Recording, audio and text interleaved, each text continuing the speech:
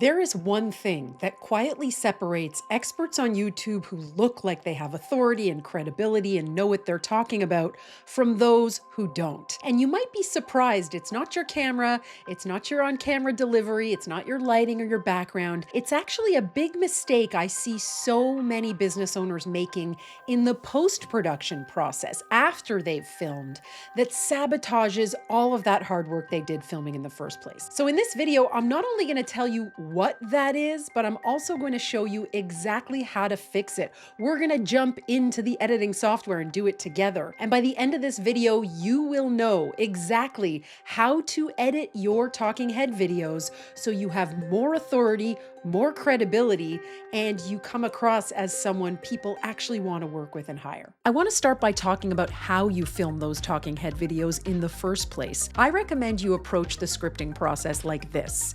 Write down the hook, the beginning of your video, 30 seconds, exactly what you're going to say.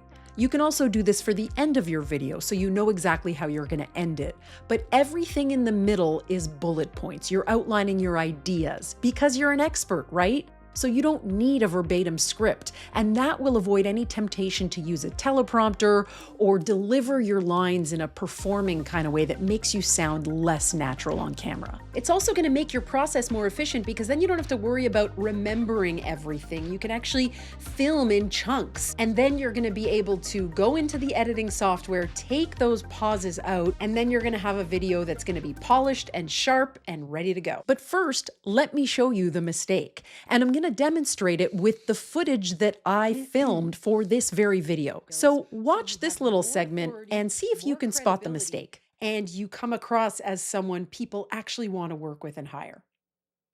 Now, I know not everybody likes using software like this. Did you see how long the gap between the two lines was? That's the problem. We need to tighten that up in the editing software. Look at the difference when I edit that much tighter, and you come across as someone people actually want to work with and hire. Now, I know not everybody likes using software like this. Now, there is one exception to this technique, and I'm going to talk about that a little bit later. It's very important because it also helps with authority on camera. All right, now we're going to jump into CapCut, where I'm going to show you exactly how this works. So here we are in the CapCut interface, and if you're not familiar with editing software, they're all pretty similar, the traditional ones anyway. They have media here where you're importing stuff. You've got your preview window here, which, whew, that's a dreadful still image of me. And then over here, you have some controls as far as video, audio, animation, speed, and all that kind of jazz. Down here is the timeline where you're actually going to be doing your editing. So this is where I want to show you how this works. And what I'm going to do is use my two fingers to expand the timeline so we can get a little bit more granular here. You can see the visual, and you can also see the little lines that are the waveforms for the audio, for the sound. That's going to be our guide to show us exactly where we have to edit. Now here in CapCut, I use keyboard shortcuts. So I'm going to go over here and I already see a gap here. I'm going to highlight this so that the white boxes around it, that's how you know it's selected. And I'm going to hit Q. That basically eliminates everything before where my cursor was. And this is what that sounds like. Did you feel that pause?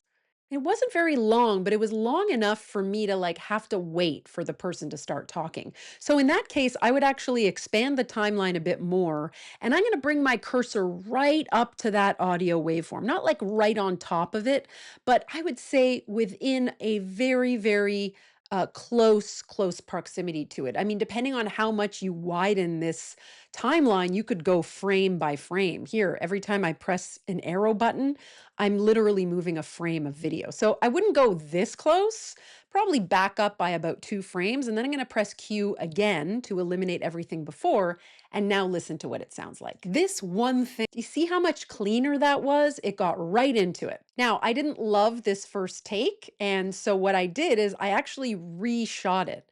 And let me just show you behind the scenes how this came about. I was talking, and then I decided I didn't want this take. That I have noticed about experts on YouTube. Yep, didn't like that. Little adjustment, looked at my script, fixed my hair, And then we're back here where I started again. I'm going to expand the timeline one more time, and then I'm going to put the cursor just up to the waveform and back up just a smidge, highlight so that the white rectangle activates that clip.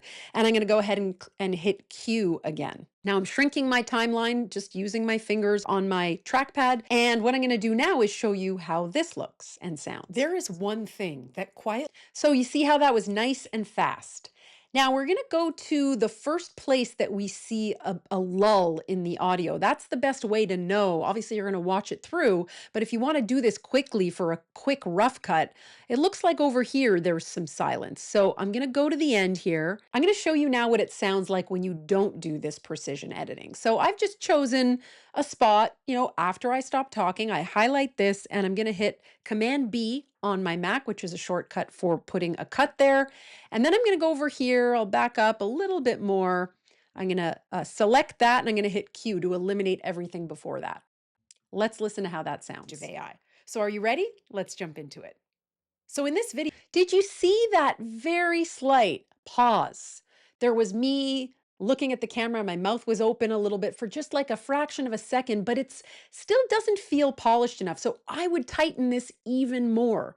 Go right up to those waveforms, hit select. I'm going to hit W, which is the keyboard shortcut to eliminate everything after what I want to keep. And then I'm still going to go into the beginning of the next one and eliminate everything before this line. So that's another cue. Now listen to it. Age of AI.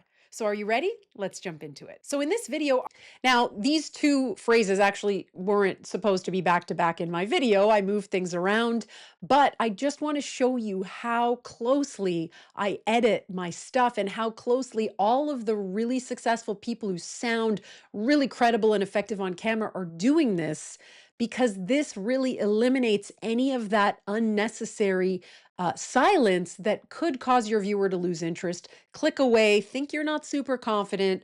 It just shows that you just keep things moving. So are you ready? Let's jump into it. So in this video, now over here, if you wanted to get fancy, you could go up to the transitions. I have a couple of favorites here. Let's say I really like this glare one. I can throw that on here. I just dragged it and look at this. In the age of AI. So are you ready? Let's jump into it. So in this, boom. So this is a really great way to keep things moving. And if you watch my videos, you'll see that I do this quite often. All right, I want to show you a couple of other things in here. And one of them is this little silence right here. Let's listen to what that sounds like. Exactly how to fix it. So that wasn't unnecessary silence. That was actually me taking a breath. That's a normal human thing to do. Don't try to tighten up some of these things where you're literally speaking like a person. You don't want to get rid of that. Here's another gap we can look at. Come across. Again, there's a breath there. Now, occasionally I do remove these breaths, but I try to do it sparingly unless they're really glaring, because it does create a jump cut. And I'll just show you here. I just eliminated that just a little bit, and let's see what that sounds like. You'll know exactly how to make your talking head videos come across as way. So like I could do that, but I think it's much more natural to leave it this way. Your talking head videos come across as way like I'm breathing. It's normal, right? This is the pro way to edit talking head videos that you shoot in chunks so that it never looks like you forgot your lines or you're just kind of keeping viewers waiting for the next thing. All the pros do this. All right, I promised to talk about one kind of pause that is something you want to leave in your content, and that's something I call the authority pause. This is not just you breathing between lines and stopping to see what you're going to say next. This is actually intentional silences in your videos, and you don't want to cut those out. They don't have to be long, but they do have to be impactful.